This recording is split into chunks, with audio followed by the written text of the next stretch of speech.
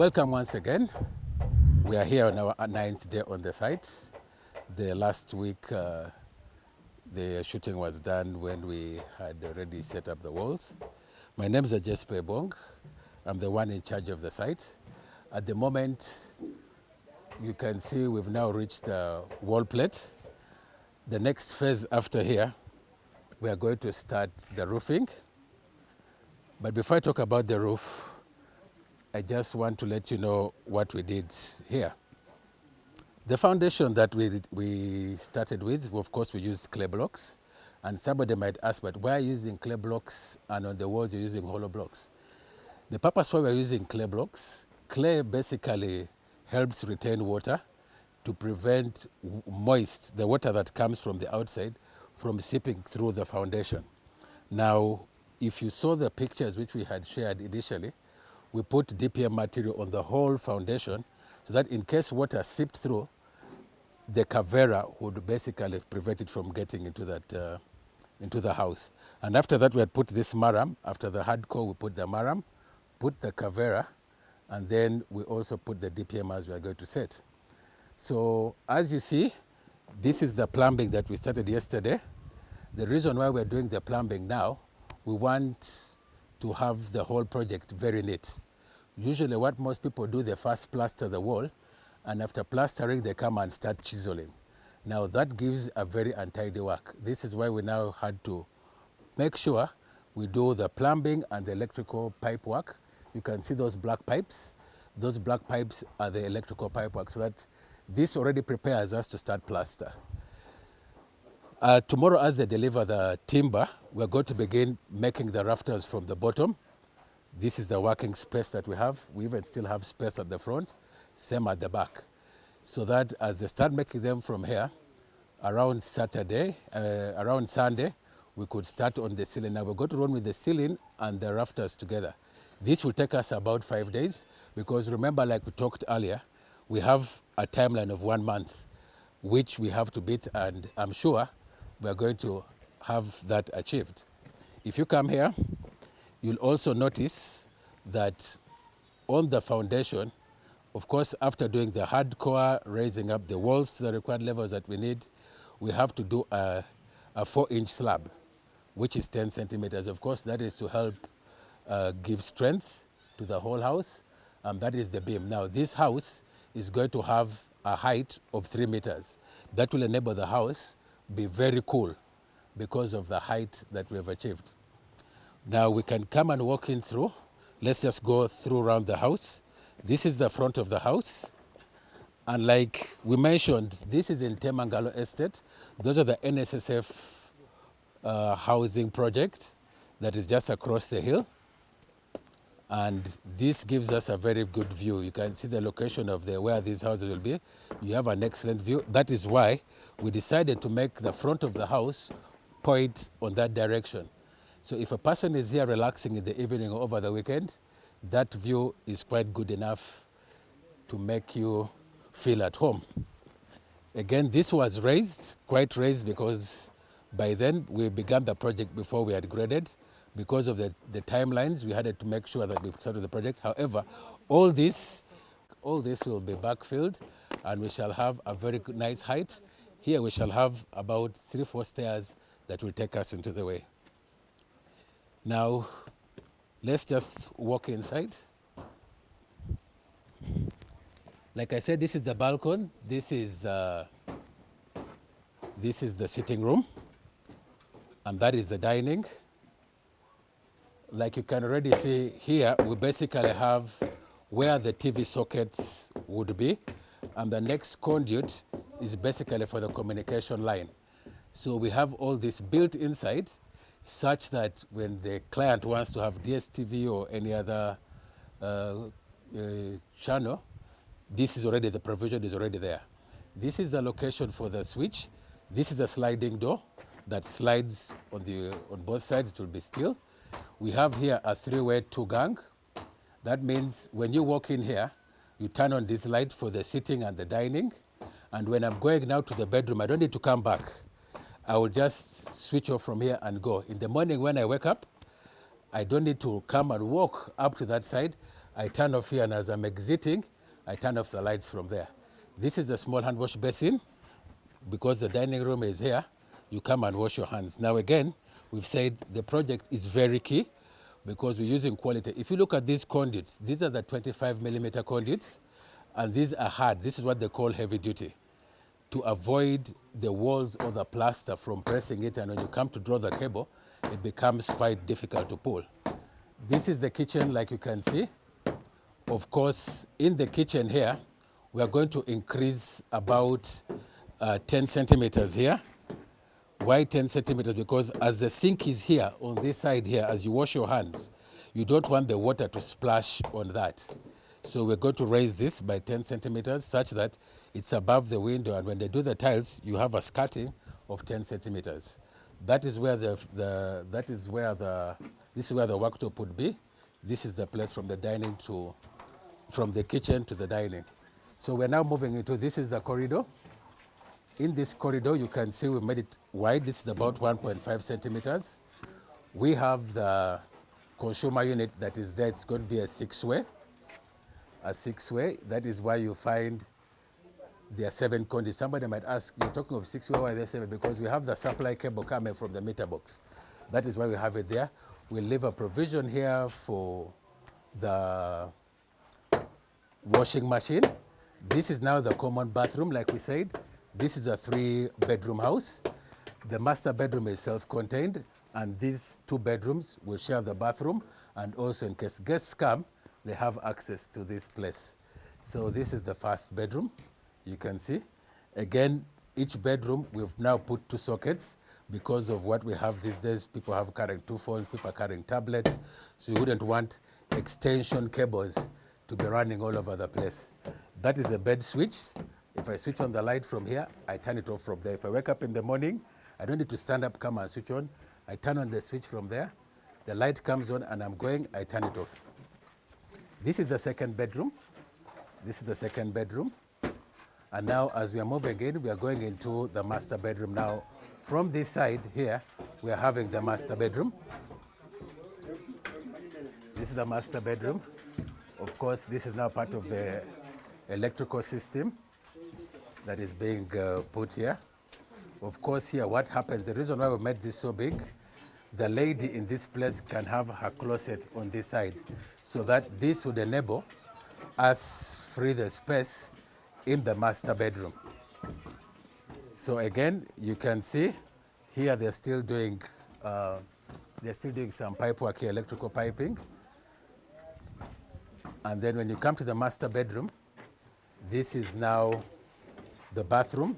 The hand wash basin is here. You enter. The door is going to obviously swing on our left when we open. The light is going to be here. And again, we're using Gentex pipes. These are PPR pipes. So we have both hot and cold water for both the shower and also the hand wash basin. We also have provision for the water heater. This is the water heater, the pipe for the water heater. And this black conduit that you see is the conduit that is going to be for power for the water heater. So this is how far we've gone. This is the 9th day. We've reached this level. By the end of today, we should be finishing the 2 courses in the whole house, preparing us to start on the roof.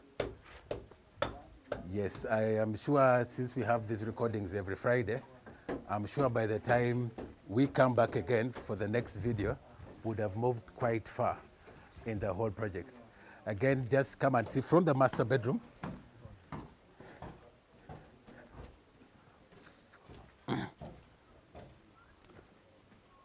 From the master bedroom, you can see the NSSF housing estate, and the person who is here would be able to just stand and have a look at that. This helps you relax.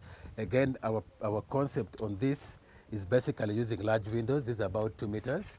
And somebody might wonder and ask, how come this has taken you 9 days?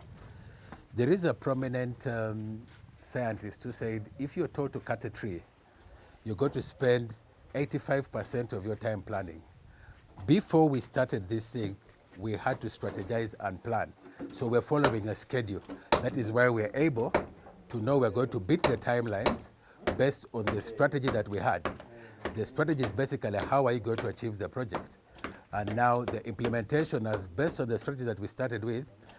I'm sure I will beat the timelines because at least we are ahead of our schedule by almost about 5 days.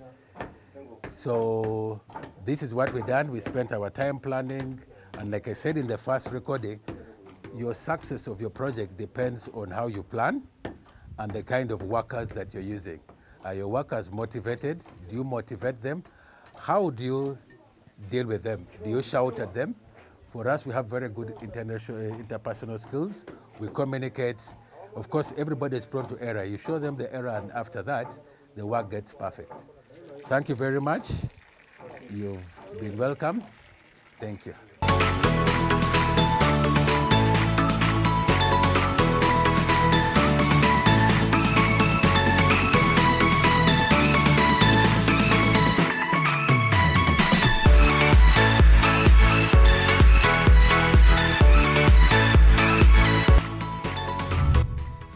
My name is Badaru Beatrice Comfort, and I am one of the members of SEPHA.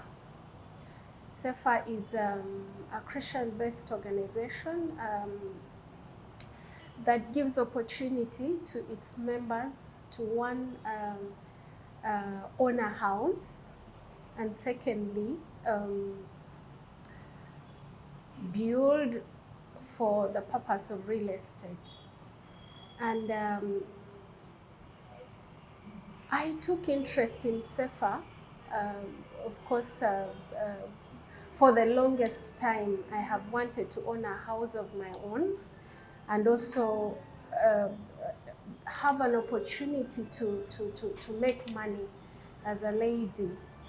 So when I was introduced to the SEPHA, I was like, wow, this is so exciting. At first, of course, you know, given the background that we Ugandans are not so much into real estate, not because that we want, but there has been very little information as regarding real estate. So when I was given the opportunity to attend one of the trainings about real estate and also how you can own a house, I was very much interested.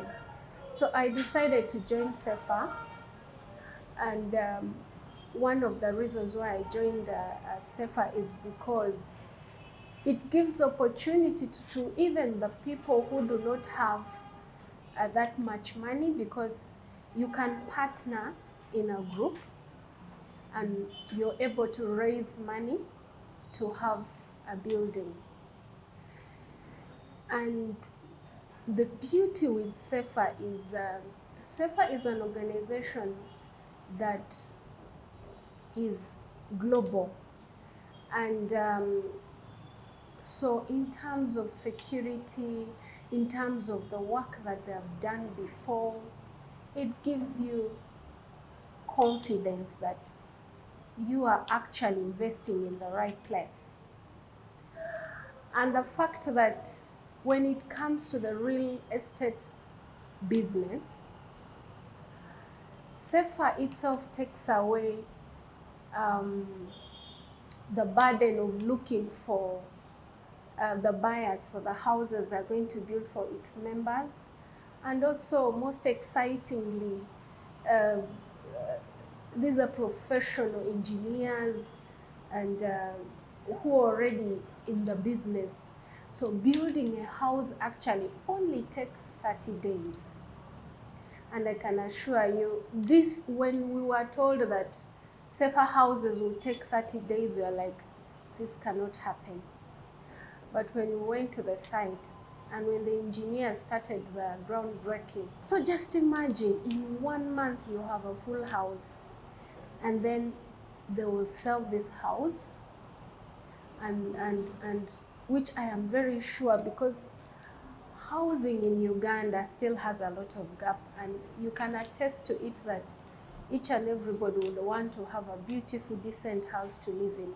So I am sure in terms of the market, it is big. So I was very excited to be part of this SEPHA, and I am so glad that I was given the opportunity. And I have invested in SEPHA, and I am encouraging whoever is out there, this is the real deal. Just imagine if a house takes 1 month, how about we give it 1 year?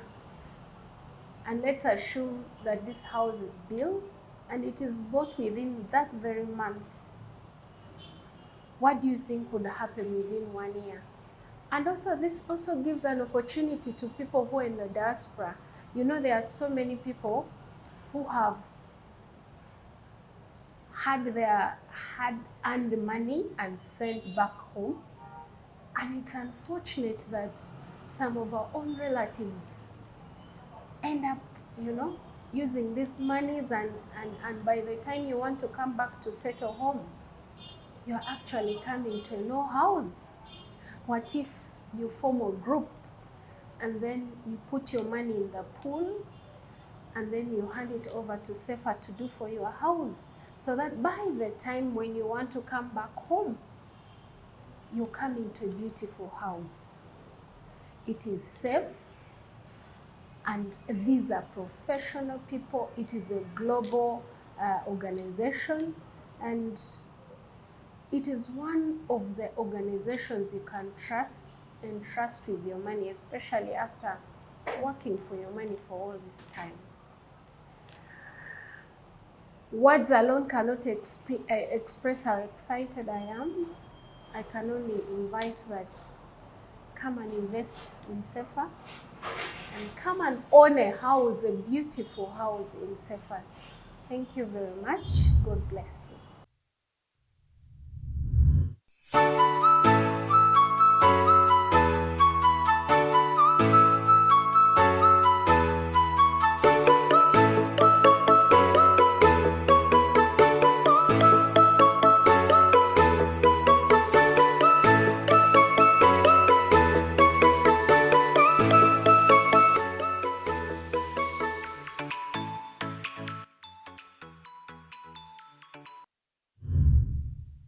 In Uganda as a country, I think there is a housing deficit of nearly 2 million housing units. And definitely when you move, for example, around Kampala, Kampala is surrounded by slums. Well, yes, that's true. Formal settlements. That's true. That's true. And then having a program like SEPHA, with a good model of providing housing for communities, decent housing, would really be a solution of addressing the housing needs, Especially in this country. You know, when we went to Tamangalo the first time, I was a little bit kind of worried the way there were scattered dwellings with no streets, no signs, nothing, just scattered. And then you wonder if someone was to receive a mail or you send a package, how would you deliver? How would you know the houses? Exactly. So our plan there is to create a small enclosure that would have streets. At least there's a street drive going and coming, and then we will number it and give it a street name. And hopefully it becomes a model for that area. And then the next development on the other acre would also be like a close. You drive in and drive out. People have street and house numbers. So at least you start suiting the model. Yeah, so that in essence creates order, creates organization. This will become really organized, gated community. Yes. That's the idea, is to give what we call a good living space. Yeah. And the children, as they grow up, they will now start learning that you can live in a decent, organized space. Exactly. It doesn't cost more money, it just gives more value for the money for people buying inside an enclosed space. Beautiful. And then once the model is proven, then it's going to gain traction. And perhaps this might also lead into a conversation with the government. What do you think? The government to really settle the people in the slums. Okay. Because most of the slums is really the slums is the responsibility of government to provide decent housing to currently slum dwellers. You know, so a program like SEPHA then would be a real solution in terms of organizing slums, bringing affordable housing, and that is a conversation I think in the medium term once the model has been proven in some of the sites where it's already beginning. I think it's going to gain traction even to government to solve the problem of housing, and perhaps that is a conversation to have. I think perhaps Ministry of Housing. I think also the model that it's a self-help solution. Sustainability is key, because with the self-crowdfunding model, it's unlimited what you can do. And as long as people see their money grow over a period of time, then you can now use that as a means for home ownership without the mortgage companies, without the banks, without you looking for where to get construction loan. And as I said before, when I came here from Spain in 2019, I had a meeting at the National Housing Finance Company, and I wanted to raise capital. We used to raise capital for them. And the lady that I met said, we have more than enough capital, but we don't have enough candidates to give loans to for home ownership. And I asked why? I mean, there's not enough housing. They say, yes, the problem is not enough housing in a particular price range.